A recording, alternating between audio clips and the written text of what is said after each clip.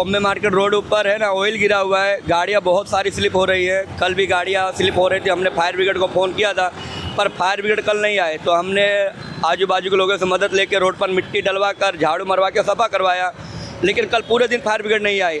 आज कम से कम 15-20 लोग रोड पे गिरे, एक लड़की का हाथ टूट गया, तब जाकर फायर ब्रिगेड आई और फायर ब्रिगेड पानी मार के चली गई। उसके बाद फिर भी अकस्मात चालू है। अभी मैंने एक वीडियो बना के डाला हुआ है फेसबुक पे, तो महिला मतलब दोनों पति पत्नी थे जो गिर गए, उनको बहुत ज़्यादा चोट आई। 108 बुला के हमने उसको सिमी में भेजा है। સુરતના બોમ્બે માર્કેટ રોડ ઉપર ઓઇલ ઢોળાતા વાહન ચાલકો મુશ્કેલીમાં મુકાયા હતા। છેલ્લા 2 દિવસથી આ સમસ્યા ઊભી હતી। સ્થાનિકો દ્વારા રજૂઆત કરતા ઢોળાયેલા ઓઇલ પર માટી નાખી તેને સાફ કરવામાં આવ્યું હતું। ફાયર બ્રિગેડની ગાડીઓ દ્વારા પાણીનો મારો ચલાવી રસ્તો સાફ કરવામાં આવ્યો હતો। આજે આ ઓઇલના કારણે વાહનો સ્લીપ થયા હતા અને અનેક અકસ્માતો સર્જાયા હતા।